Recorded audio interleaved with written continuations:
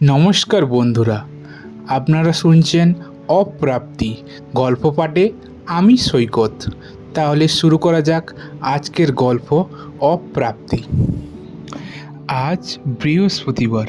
লোকে বলে এই দিনটা নাকি শুভ হয়, কিন্তু আমার কাছে এই দিনটি খুবই ব্যস্ততম দিন। সকাল থেকে খুবই কাজের চাপ।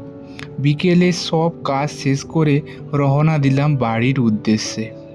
স্টেশনে অপেক্ষা করতে থাকলাম ট্রেনের উদ্দেশ্যে। শুনলাম ট্রেন নাকি 2 ঘন্টা লেট।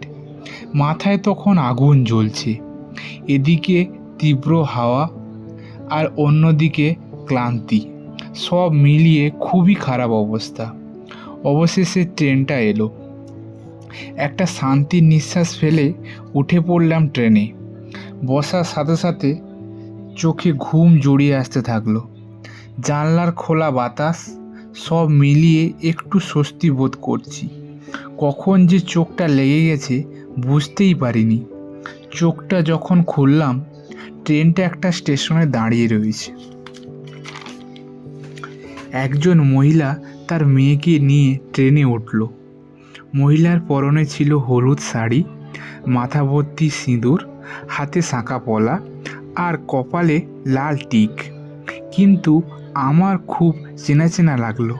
পাশে আসতে বুঝলাম ও যে আমার পৃথিবীর সবচেয়ে কাছের মানুষ, আমার প্রাক্তন।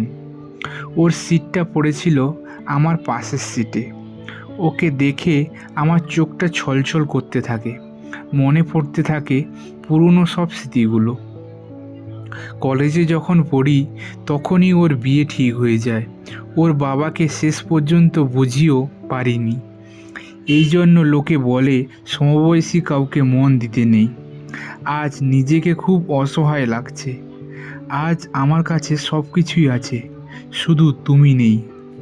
আচ্ছা, ওর কি এসব মনে আছে? চিনতে পেরেছি কি আমায়? মনে হচ্ছে খুবই আনন্দে আছে। কেমন মেয়েটাকে সাথে নিয়ে হেসে খেলে বেরোচ্ছে। যাক, এতে আমি খুবই খুশি, কারণ আমি তো তোমায় সবসময় খুশি দেখতেই চেয়েছিলাম। সবই ঠিক চলছিল, কিন্তু হঠাৎ মেয়েটির চোখ পড়ল আমার ব্যাগে থাকা চকলেটের উপর। আমি ব্যাগ থেকে চকলেটটা বের করে ধরিয়ে দিলাম ওর হাতে।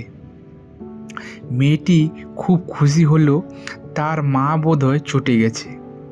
চকলেটটা হাত থেকে ছাড়িয়ে বলল, তোমায় না কতবার বলেছি অন্যের দেওয়া জিনিস নেবে না। পরের ঝড়টা এলো আমার উপর। আপনি কেমন মানুষ, বাচ্চা চাইলো আর আপনি দিয়ে দিলেন। তারপর কিছুক্ষণ এইভাবে চলতে থাকলো। রাত হতেই ঘুমিয়ে পড়ল তারা, কিন্তু আমার চোখে ঘুম নেই। যখনই চোখ বন্ধ করি তখনই পুরনো স্মৃতিগুলো ভেসে ওঠে। মনে একটাই চিন্তা ঘুরতে থাকে, ও কি আমায় চিনতে পারলো? এই ভেবে চোখটা যে কখন লেগে গেল বুঝতেই পারলাম না।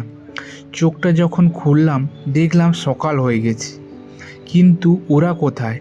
আমি পাগলের মতো ওদেরকে খুঁজতে লাগলাম। অন্য সিটে বসে থাকা লোকেদের জিজ্ঞেস করতে লাগলাম, কিন্তু ওরাও বলতে পারল না। তাহলে ওটা আমার নিছক কল্পনা ছিল? কিছুক্ষণ পর আমার ভাঙলো কল্পনা। কল্পনা ছিল না ওটা। আমার সিটে একটা কাগজ দেখলাম। খুলে দেখলাম কিছু কথা লেখা। লেখাটা এমন ছিল, ভুলিনি আমি, রেখেছি এখনো মনের গভীরে। খুবই ইচ্ছে করে তোমার কাছে ছুটে চলে যাই, কিন্তু ইচ্ছে থাকলেও উপায় নেই। ভালো থেকো, মন দিয়ে কাজ করো। আশা করি আমার থেকে অনেক ভালো মেয়ে তুমি পাবে। ইতি, তোমার হারিয়ে যাওয়া প্রিয়। এতক্ষণ গল্পে সৈকতের সাথে শুনলেন আজকের ওয়ান সাইড লাভ গল্পটি কেমন লাগলো তোমরা সবাই কমেন্ট করে জানিও। ভালো লাগলে চ্যানেলটিকে সাবস্ক্রাইব করে দাও। Thank you.